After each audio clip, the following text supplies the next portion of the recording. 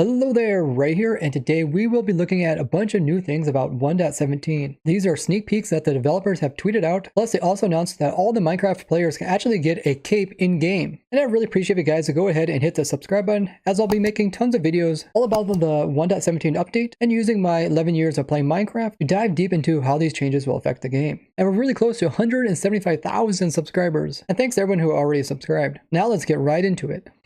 Lady Agnes showed this picture here on Twitter, which is testing of the new lightning rod. You can see some lightning strikes are coming down over here as well as here. You can see the lightning rod here, it is turned sideways, so it's kind of like an end rod. It looks like it can turn whatever direction you put it. Also notice when the lightning hits it, it does put off a redstone signal to the blocks nearby. Even the ones that it's not technically touching, like this piece here is touching this one, but it also does this side and this side. You can see redstone dust coming out. And it's not just a signal of one. It looks like it'll be a full 15 signal. The lightning rod is still putting off fire, because there's fireplace all around here. The trees haven't caught on fire yet, but since it is a lightning storm, it's also raining, and that means the rain usually puts off the fire. In rare cases, it will lightning, then the rain will abruptly stop, preventing the fire from being put out, and that's what actually starts burning of stuff. Or the fire just burns really fast before the rain can put it out. Another thing we can see is that it is producing skeleton horsemen. So even though the lightning was redirected to this area here and was absorbed by the lightning rod, it won't prevent the horsemen from spawning in. This is a good thing because we can use this to our benefit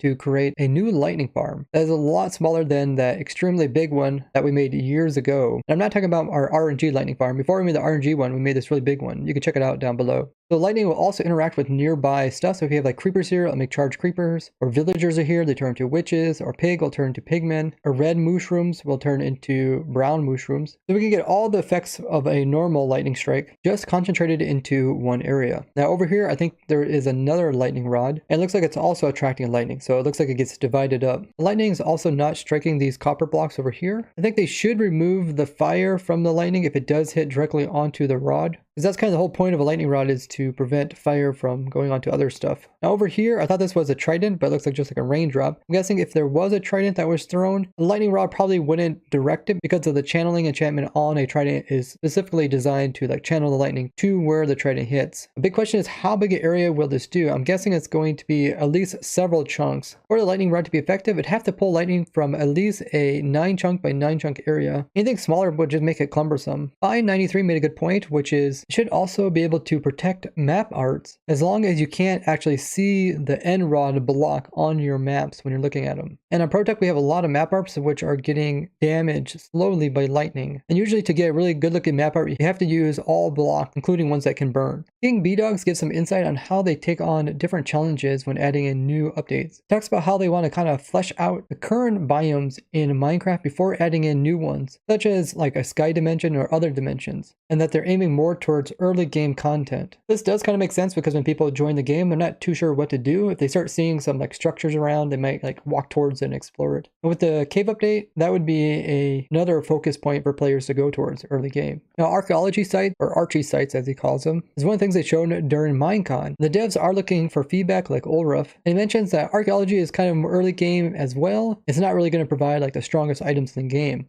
They are looking for more of a story that can be told through the excavation of these artifacts. I personally would love to see more of the history and the stories behind like the creeper mob or like the phantom, those mobs that don't really exist in other games. And so far they show you can kind of put these together and put them on a big base. One cool idea would be to have other types of clay pottery that can be found there. Something like these big water basins would be kind of a cool thing to have. Maybe some kind of clay pillars. Now it's interesting that the archaeology sites currently just have clay fragments, as in the Minecraft kind of tech tree, you go from like wood to stone and there's no clay at all. You can make like clay flower pots, but they're not used for anything other than decoration. So maybe these big clay things will only be used for decoration as well. And it would be cool since these clay pots are kind of really big compared to the little flower pots. Maybe you could put the 2 tall flowers inside of these and they look really big and massive. Maybe you could even plant like miniature trees in them. But they could even be useful where you can actually store stuff in them. But there's just so much stuff that could be found through archaeology. Not only current items, but also new items. And this is actually related to our next point.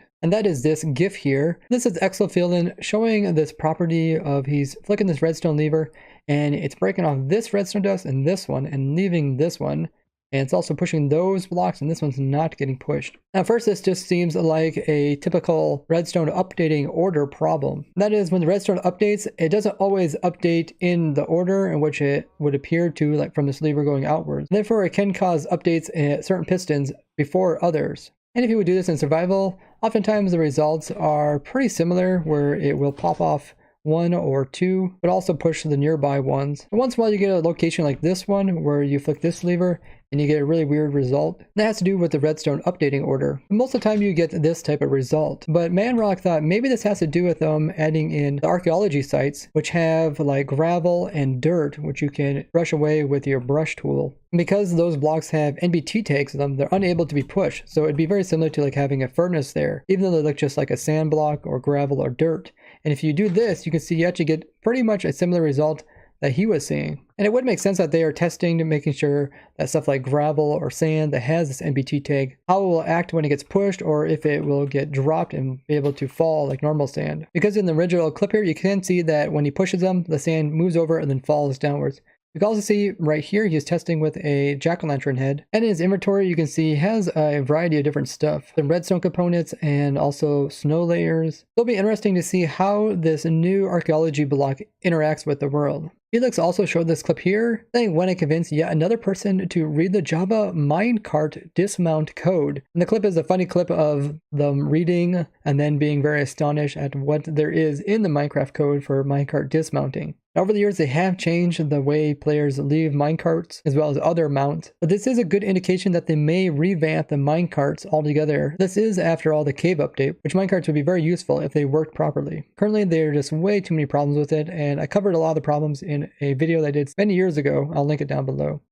This next clip shows some insight into how the crystals are formed. This is by one of the developers, Corey, and here you can see it's growing. Now, they did talk about how this block here, this purple block, can't be moved throughout the world. This is at the geodes, but it will produce crystals. So you have to come to this location, let the crystals grow up, and then harvest them for those crystal shards to make the telescopes. And if you look at the crystals that they showed during the Minecraft Live event, you can see these are really big ones, where these are really small and then growing up. But the stages between this one, and this one seem like it's quite a bit. So I'd guess at least 4 stages of growth or maybe more. The next new information we have is about the glow squid. A lot of people are hoping it drops some unique item that can make other items glow. But one of the Mojang developers actually confirmed that you cannot take this kind of glowiness that the squid produces and use it to make different colored lights. Currently in the game, all light is kind of the same hue, and it's unlikely for that to change for quite a while. But the developer did say that it's going to do a lot of cool things, which is good to hear because people are a little disappointed to hear that the squid itself wouldn't actually put off any light to nearby blocks. It didn't seem that interesting. There was some concern that big blotches of like granite, diorite, and andesite kind of change the look of the cave. And the devs responding saying that Henrik, one of the other devs, has some cool ideas on how to overcome this problem. Maybe even in plain caves, we'll see some variations in blocks to kind of smooth out the harsh looks of diorite. Or you might see a change in the way they implement diorite and granite into the ground. So instead of them kind of being splotched everywhere, maybe there's just some areas where we see them kind of prominent, or there's special cave biomes that they show up in.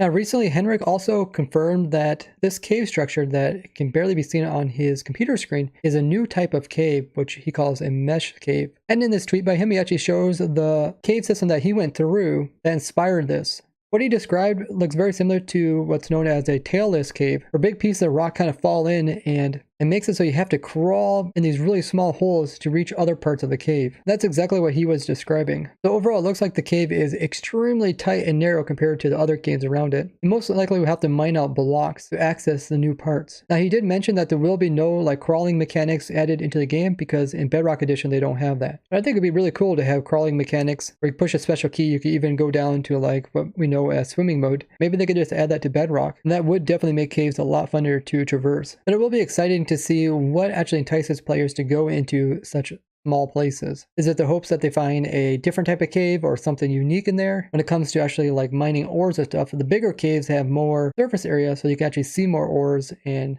traverse them a lot easier. But Henrik does mention that there was a lot of spiders when he was checking out this cave here. Typically animals and insects will kind of be near the entrance of the cave, but once you get inside of it, there's usually nothing. they're bringing two-factor authentication to Minecraft, and they're also moving all the Java Edition accounts over into Microsoft accounts, as Microsoft is the owner of Minecraft, and all Bedrock players already have Microsoft accounts. And they said this will increase the security of the account, and then you can use the same account for all the different platforms. There's also improvement for parental controls. There's also chat and invitation blocking. They did say that migrating Mojang to Microsoft account is mandatory, so you don't have an option. So they're going to start moving accounts in early 2021. Since they do have a large Java community, they will be moving them in batches. Everybody who does get the two-factor authentication will get a cape, but it might just take time to get everybody moved over. They do hint that there might be more than one cape.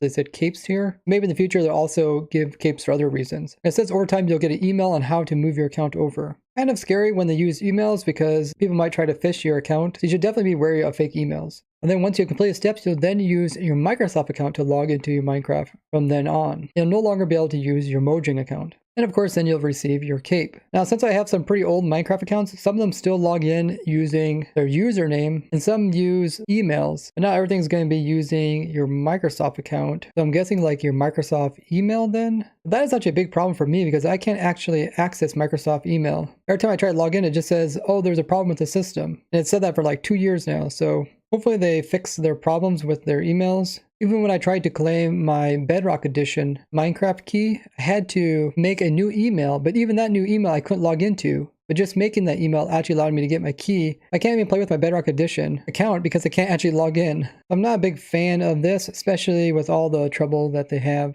Now, Microsoft did pay a lot of money for Minecraft, so they do have to try to find a way to make money. By getting all their users onto their Microsoft emails, they can also sell them Microsoft different products and stuff like that. The cape itself has a bunch of red on the bottom with some black and kind of a gold trim here. I'm guessing the black is supposed to kind of match your background of your character, and then these are supposed to kind of like the straps that go over your shoulder.